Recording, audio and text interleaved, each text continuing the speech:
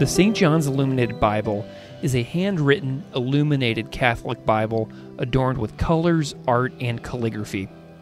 It is the first such Bible made in 500 years.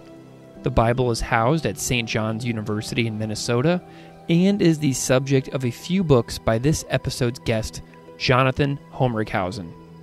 Jonathan Homrighausen is the author of Illuminating Justice, the ethical imagination of the St. John's Bible, out from Liturgical Press in 2018, and is also the author of this episode's subject, the brand new 2022 book, Planting Letters and Weaving Lines, Calligraphy, the Song of Songs, and the St. John's Bible. This new book goes into depth on the metaphors found within the St. John's Bible in a gorgeous way. If you search Jonathan Homrighausen in this podcast, you will find our first conversation from his first book. It's great to have Jonathan back on the show, and I hope you enjoy our conversation.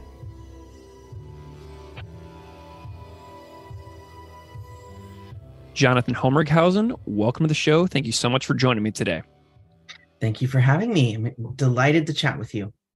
Jonathan, I'm wondering if you can just spend a moment and introduce yourself a little bit to the listeners out there who may not know you or your work, so they know a little bit about who you are and what you do.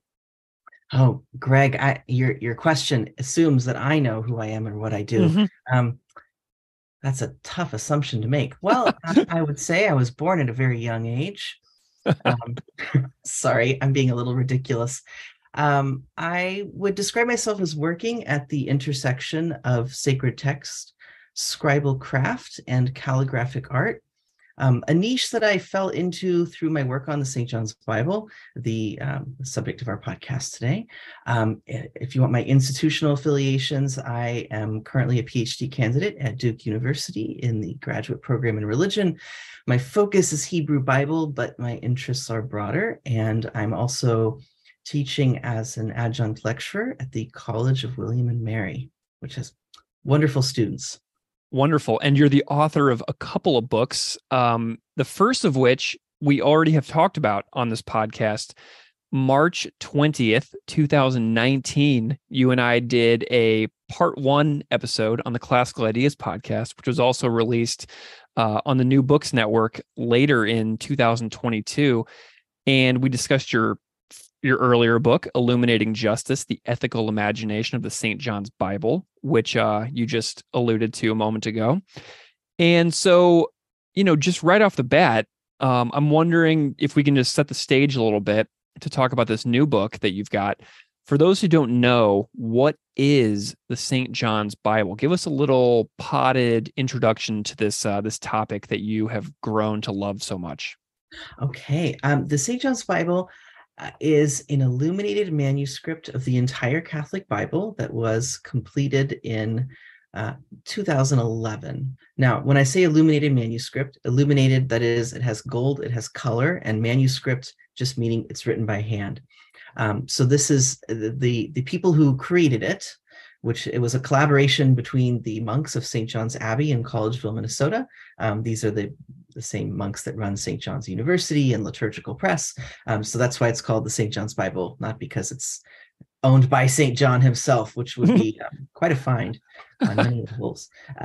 Anyway, the monks in the late 90s, I almost said the late last millennium, decided they wanted to celebrate the new millennium by commissioning this Bible. They wanted to do something that was a statement of their values, that was a major cultural project.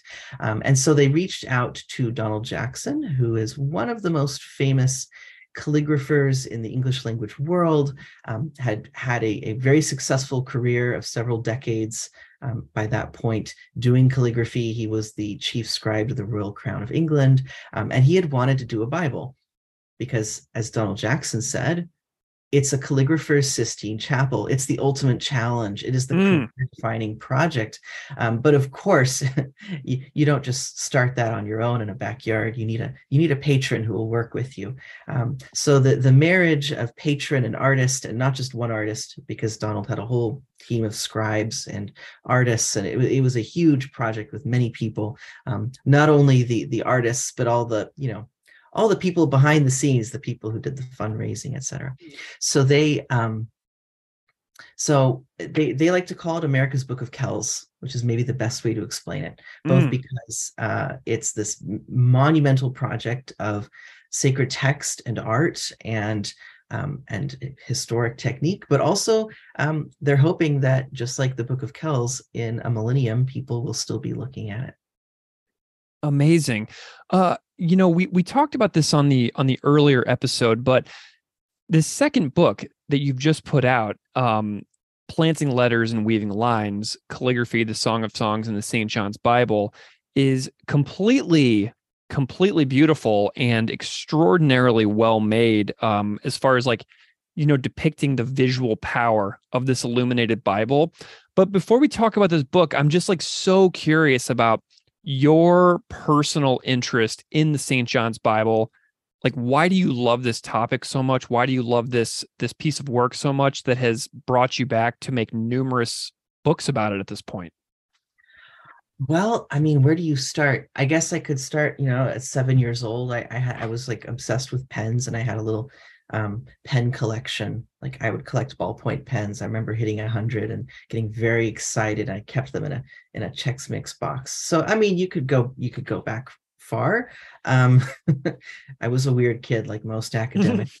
And I guess the more proximate answer is I was working as a student assistant in my library's archives and special collections. And we had one of the facsimiles that is a sort of a very high quality reproduction of the St. John's Bible, all 7 volumes of it.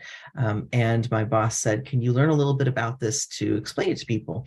And Mm. that sort of, I have ADD, so sometimes you get a sort of hyper focus on something, and that was the rabbit hole I went down. So that's how I got into it, and the more I've gotten into it, the more layers you find, and that's also been exciting. So I wrote my earlier book.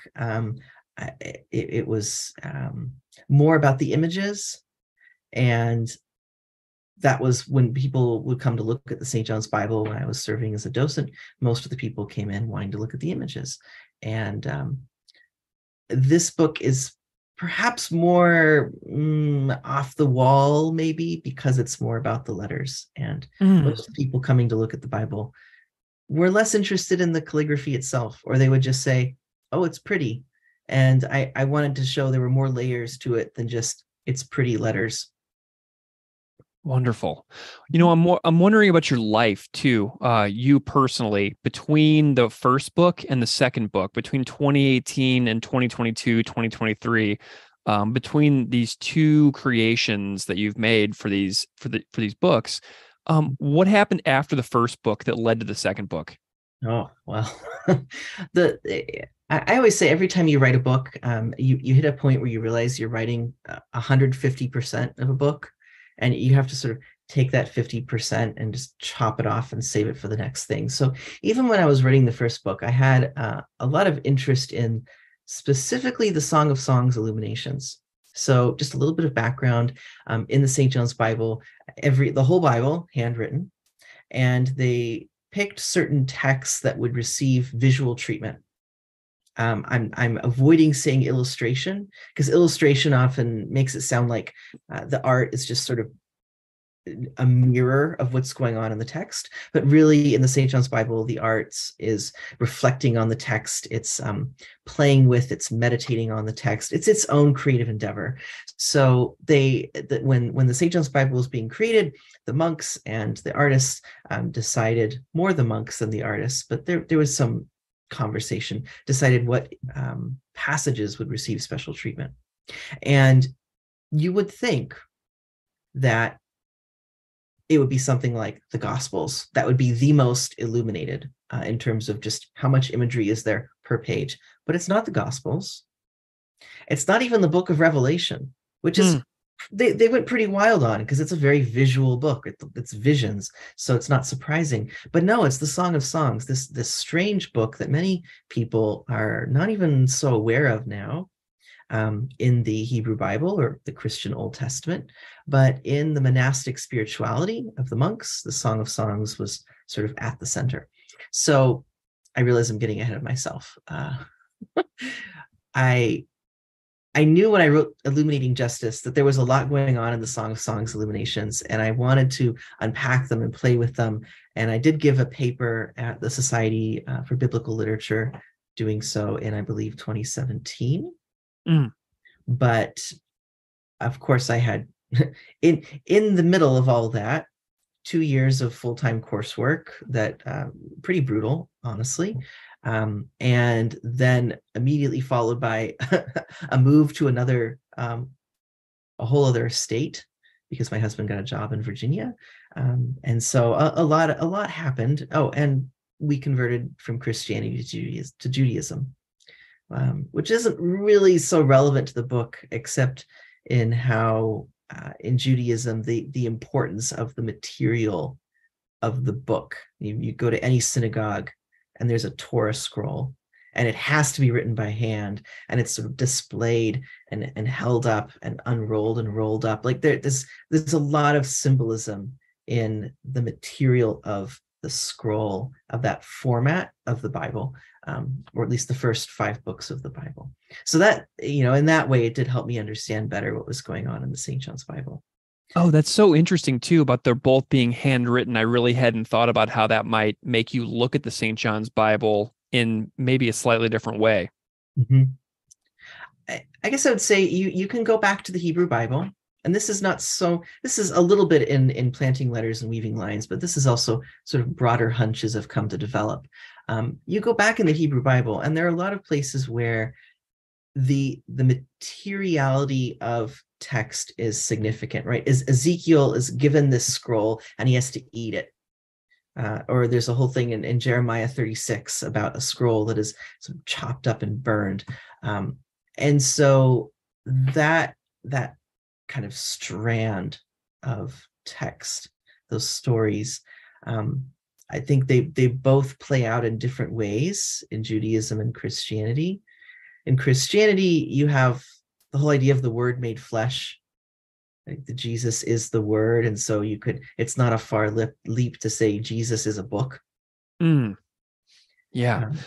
And then but you also have this whole other dynamic of the spirit over the letter. And so there's a whole other trajectory in Christian thought that is places that at least says the materiality of the book is not really important. And so you get like certain groups of Christians where the more beat up your Bible is, if it's held together with duct tape and string and hope, like that's the best Bible because you've sort of used up the letter and taken the spirit. Yeah. It's very different from something like the Book of Kells, where the book is the medium is part of the message. I love it. Well, something I do want to dig into Song of Songs. I've never talked about the Song of Songs on this podcast ever in the whole 6 years I've been doing this. And you just sort of mentioned that the Song of Songs is a little bit almost obscure at this point. And so I'm wondering if you can tell me a little bit about, the history, maybe a teeny tiny bit of the history of the Song of Songs, what you know about it. And then talk a little bit about this forgottenness or this obscureness of it that has come to be something you become aware of. Yeah, so the Song of Songs, also known as the Song of Solomon, one of the books of the Hebrew Bible, also known as Old Testament, also known as Tanakh.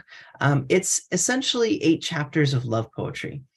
It's mostly a dialogue between 2 characters. There's a few other characters that pop up, but it's mostly a dialogue between a man and a woman.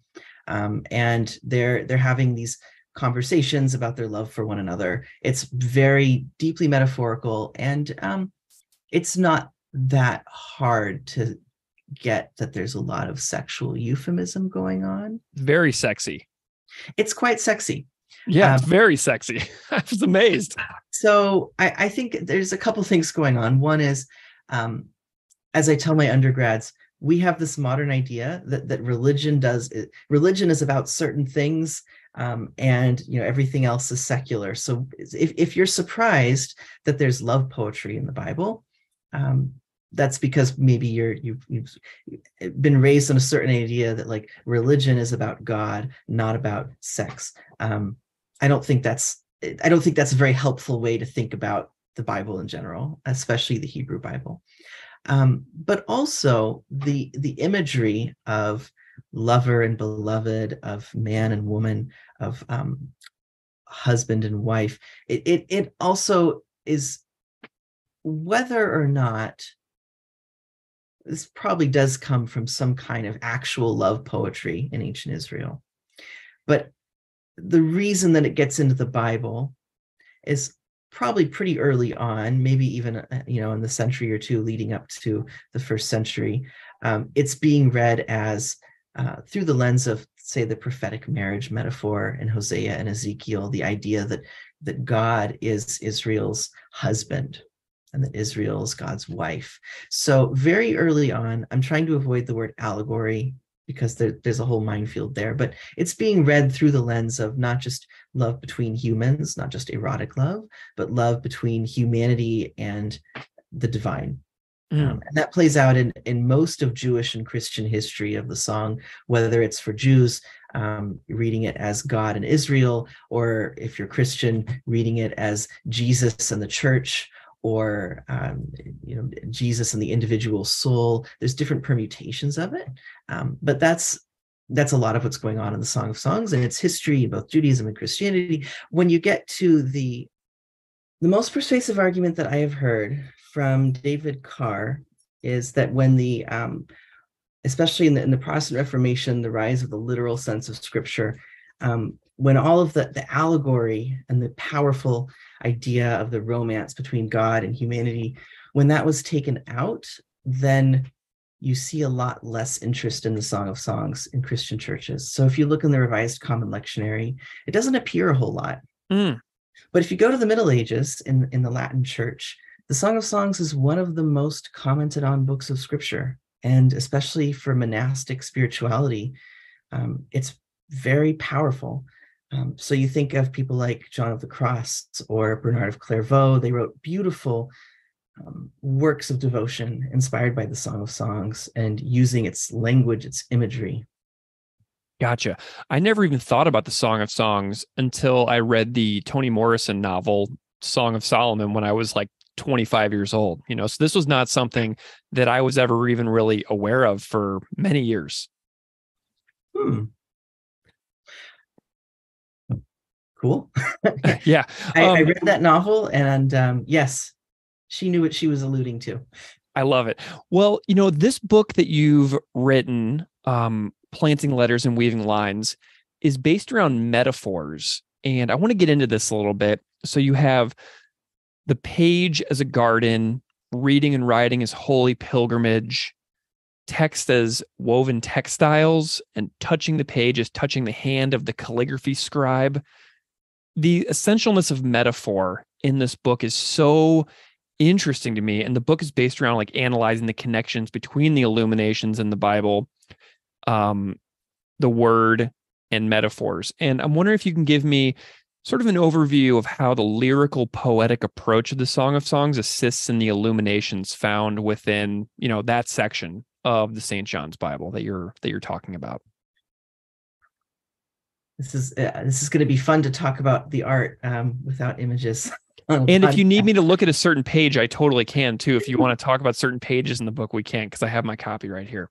So an example that I really like to talk about, the page is a garden. So there were two insights that went into this book. One, I was interested in how this very material Bible that is written on animal skin, so it's quite literally word made flesh or word on flesh. Yeah. How this Bible, how does the medium of the Bible play with the very sensory and embodied poetry of the Song of Songs? And second, I was trying to convey, when people would come in and they'd look at the St. John's Bible and they'd say the lettering's really beautiful. And I wanted to be able to say calligraphy is, yes, it's beautiful lettering and etymologically, yes, but it's a little pat. There's more going on than that. calligraphy is not an art form that most people, if you take an art appreciation class, you don't really learn how to look at calligraphy as an art form. Mm. Calligraphers have talked a lot about what makes calligraphy beautiful, what makes letters beautiful in general. But I think I didn't, I wanted to be able to communicate all of that to people who were looking at the St. John's Bible who maybe were less familiar with calligraphy as a whole. So a lot of what I'm doing in the book is finding ways to connect the imagery of the Song of Songs to the visual and the material aspects of the St. John's Bible and to the process of this Bible's creation. So I take my cue from Ben Shahn, who says form is the very shape of content. Form and shape totally interrelated in the St. John's Bible, or form and content. And I even describe this in terms of the Word made flesh, the content, the process, the making, and the form, the flesh. So I'll give an example. Yeah, I'd love to know like a favorite of yours. Dancing at a very high level here. One of my favorite examples, the page is a garden. Now, I didn't make these metaphors up, because once I started to see them, you can go back to medieval literature, and people were very aware of this, because the medievals lived in a manuscript world, right? Calligraphy for them, or writing things by hand, wasn't just an art form, but it was how you conveyed any kind of textual information before you had the printing press. So a garden, for example, part of the aesthetic of a garden is there's a certain amount of order. You plan out a garden, and then there's also a certain amount of chaos, because nature sort of takes its own direction. You can plant a whole row of flowers, and they might be the exact same, species, etc. You might plant them in the same place with the same amount of sunlight and water them the same amount, but they're all going to look slightly different. Every rose blooms a little bit differently. And so that's a kind of human aesthetic. And I compare that to calligraphy, where in the hands of a master calligrapher, every letter will look slightly different. It's not uniform, because they harmonize. And a calligrapher knows how to harmonize not just all the A's on a page, but all of the A's with all of the other letters and the underlying shapes in any given script. There's something more enjoyable about that. So as I put it, if calligraphy is like a row of flowers, typography is like AstroTurf. It's neat, it's uniform. I'm hesitant to say that, because I had at least one person say, I know some typographers who would disagree. And also, even on the pages of the St. John's Bible, and the Song of Songs, if you look at, just for example, on page 18, the page layout, there's the structure of the columns of text. And then there's the chaos of the ornamentation, the marginal decoration going around, not only around the page, the margins of the page, but between the columns of text. There's a kind of order and chaos. Now, what's intriguing is that in the Song of Songs, the woman describes her body as a garden. So the woman's body is the garden, the page is a garden. There's this interesting interplay that works on multiple levels. And so the scribe is sort of planting, as I say, planting letters like planting flowers. Yeah, and I'm looking at another passage, and I'm just looking at page 56. There's a passage that says, "Your eyes are doves behind your veil. Your hair is like a flock of goats moving down the slopes of Gilead." And these sentences and these little lines start with "why," and no "why" looks the same. It's all totally unique.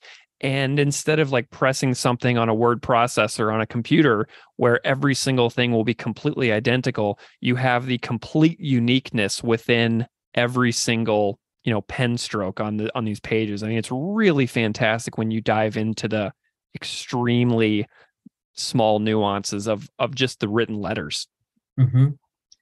Yes. That was a fun little happy accident to see all those Y's in a row. I love that. Do you the book is filled with like the vivid and incredible artworks, and I'm still looking back at page 18 where it's got this large like red drawing here with like a geometric piece that's filled in with like reds and browns, and it looks like there's like an entry into a garden and maybe an exit, and then some geometric designs on the inside.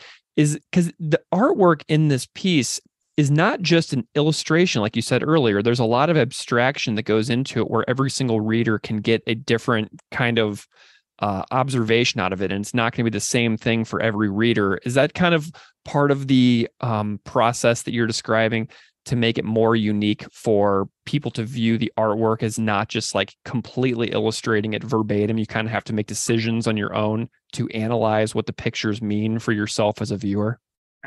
Yes. Yes. The short answer is yes. The long answer is the creators of the St. John's Bible did not want to make some art that was narrowly didactic. Mm. They wanted it to provoke the viewer's imagination.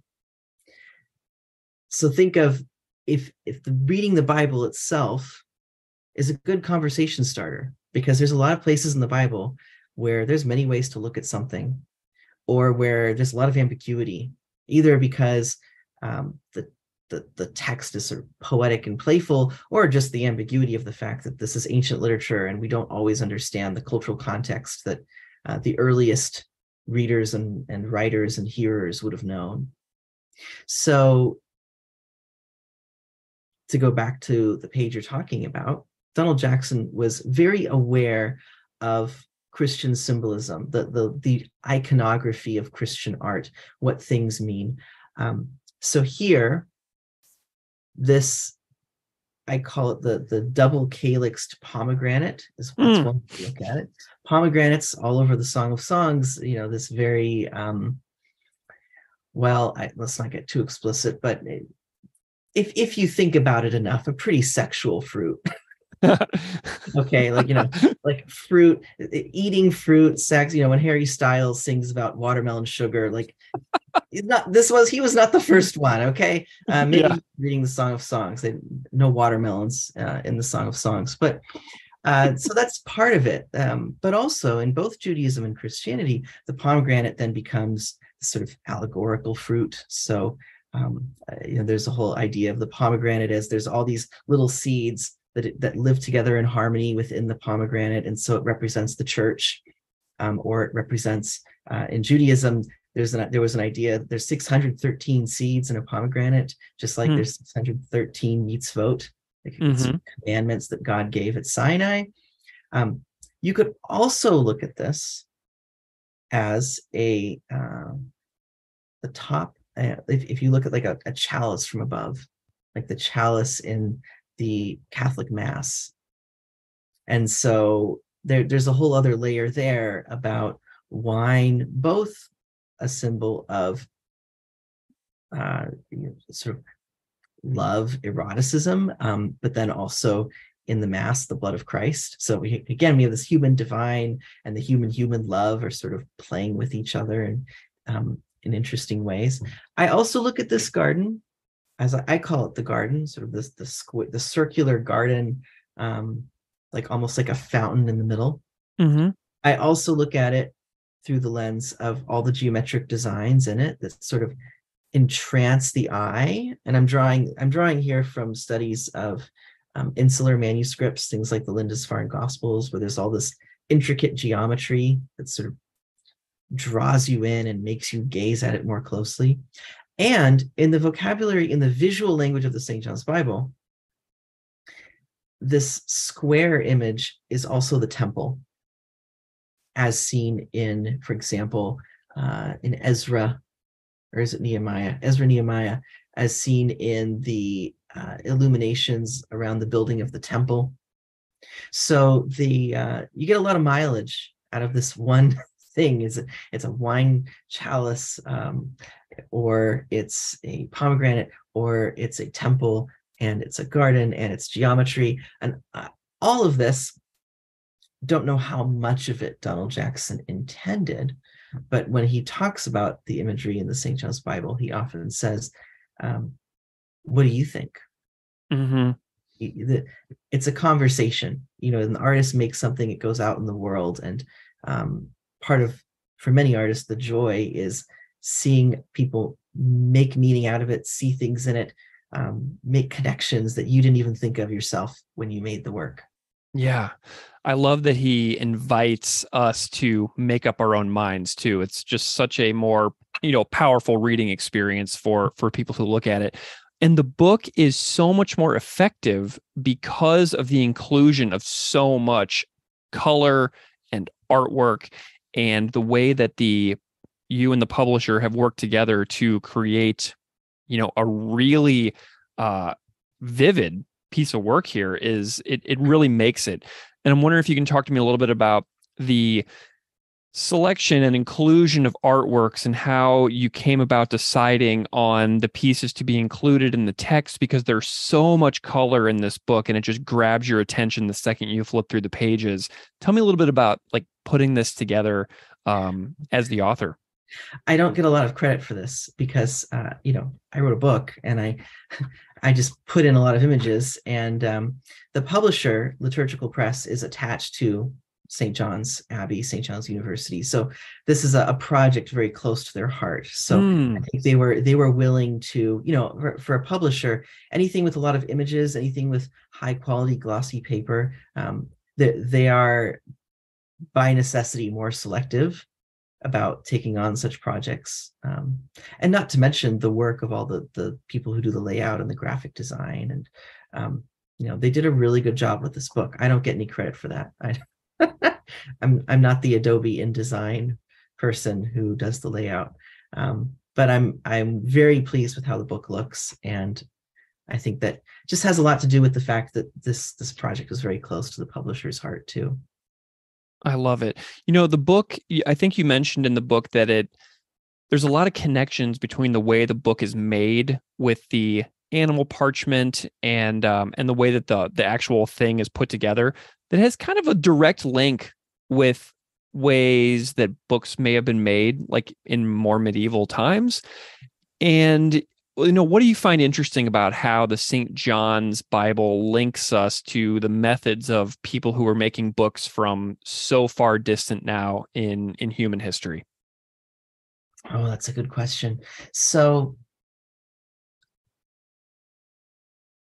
when people make books, for example, on animal skin, it's it's not here's what I want to say. You can edit out my hemming and hawing. Uh, if the people who are engaged in, for example, working on animal skin, you know that it's was once a living being. Animal skin is not like paper. It is not uniform. Every sheet of parchment is different. And even if that's true, even if you're using the highest quality parchment, that is parchment that doesn't have blemishes, that doesn't have like holes because the animal had a scar or something, like good, clean parchment, usually from a younger animal. Of course, if you look at medieval manuscripts, there's a lot of, it's often more obvious than it is in the St. John's Bible that it's written on an animal skin, because in medieval manuscripts, many of them are not on the highest quality of skin. So not only are the people who make the St. John's Bible using the medieval techniques, but I think it brings back an awareness of the meanings of these techniques that medievals had. I found plenty of medieval reflections on what does it mean that you have to kill animals to make a Bible. Like it's one thing to make a sacrifice, and I'm saying sacrifice a little bit in scare quotes because you're not asking the cow how it feels about being slaughtered to make a Bible. Mm-hmm. And it'll take a lot more than one cow, but um, it is a sacrifice, much more than just paper. So, and also the awareness of, if Jesus is the Word made flesh, the whole idea that Christ had to die in order to accomplish his task, in order to bring salvation. So in a similar way, these cows have to die in order to make a Bible that will teach about salvation. Like they're medieval reflections. People are very aware of this. So I think that's a lot of what's going on in the St. John's Bible. It's bringing back these medieval techniques, and not just for the sake of being quirky or antiquarian, but because there's still no paper that's as good as parchment. Parchment is very durable. Similarly, Donald Jackson will say writing with quills is better than any metal tip pen that you can find now to write with. These are techniques that are harder. They're harder to learn. They're more quirky. They're not tools that are neatly and uniformly mass produced. But if you learn how to use them, they achieve a result that Donald Jackson would say a metal nib on paper won't give you. But the techniques also sort of bring back all the meanings of these tools and these materials. I love it. Well, I can tell that you had a really, this book just exudes joy to me. It is a wonderful, beautiful book. There's so much artwork for a visual person like me to latch into and really kind of dissect. And your description of the book, where you call it more of a bouquet of flowers as opposed to an academic monograph, really, really touched me. And I'm just wondering if you can talk a little bit about like a book like this compared to how you might see it like in relation to like the academic world that you're coming out of as well. Oh, well, I mean, academic books take many different forms. Some of them are tightly argued examinations of, say, you could write a book about some every academic discipline has, sort of hot debates, right? If you're in biblical studies and you want to write a book about the composition of the Pentateuch, you're wading through a debate that is over a century long. And so, that sort of book might need to be more argument focused. I'm drawing a very broad stroke here, but all this is to say, there are many different kinds of academic books. This one was more, I had a broader idea in mind about how to look at calligraphy, about how calligraphy and lettering arts play with form and content and process. But each chapter is more sort of a series of playful reflections, bringing different things together, bringing together my own looking at the images, bringing together with the Song of Songs, and with, in some cases, the reflections of the scribes who worked on this Bible, as well as medieval sources, where scribes might give us little glimpses or windows into how they viewed their work, or images in medieval manuscripts that play with the symbolism of books, in particular the codex. I had a lot of fun bringing these things all together, and I wrote this book mostly in 2021. So, doing this was a great deal more fun than reading the latest COVID headlines. So, everybody had to sort of find something to do to keep their sanity during that time. And I knew I wanted to write this. So where do you see your work going next? So I have, when I finished this book, I said to myself, I've run out of things to say about the St. John's Bible. I really thought that. And then unfortunately, I did a wonderful weekend of Scholar in Residence weekend with Suzanne Moore, who was one of the artists who worked on the Bible. Just a very creative and warm and intelligent person. And just her art was amazing. And she was talking about some of the images that she made, and there were all these layers that I had never seen. So there might be an article coming out about that, that we might co-author. But right now, I'm trying to finish a dissertation. And I've moved on to other things in contemporary calligraphy and lettering arts. There's a very rich world out there of material that not many people are writing about. It isn't really given the sort of credit it's due in the world of people who write about religion and art. I'm talking specifically about Roman alphabet calligraphy. If you're doing Islamic calligraphy, there's a whole body of scholarship, wonderful work. If you're doing like calligraphy in East Asian religious traditions, a lot of rich material there too. But the Roman alphabet material, doesn't get the same kind of attention. So I have a book under contract about Martin Wenham, who does a lot of letter carving in wood, lives in Wales. And I'm also trying to teach a bunch of undergrads. So, I keep busy. Wonderful. Jonathan, where can people find you if they want to follow along with your work? Are you engaged online anywhere that people can check out? Well, I mean, I only inhabit one body, Greg. So if you want to find me, Yeah. in Williamsburg, Virginia, also known as Colonial Disneyland. Yeah. It's not the only place in the world where you'll see people at the gas station dressed like they're from the 18th century, but yeah. It's one of the few. So, but you can also find my website. I just revamped it, and I'm not on Twitter much. I'm on Instagram more, but I have a weird and unique name. Just Google it; you'll find me. Wonderful. There's not too many Jonathan Homrighausen's out there. Well, Jonathan Homrighausen, it is a delight to have you back on the show. If people wanted to check out our first conversation, they can find our chat on Illuminating Justice, the Ethical Imagination of the St. John's Bible, available at the Classical Ideas podcast and at On Religion with Greg Soden at the New Books Network. I am delighted to feature your new book, Planting Letters and Weaving Lines, Calligraphy, the Song of Songs, and the St. John's Bible, out now. Jonathan, thank you so much for joining me. It's been a real pleasure. Thank you so much, Greg, and I wish you the best in all of your endeavors.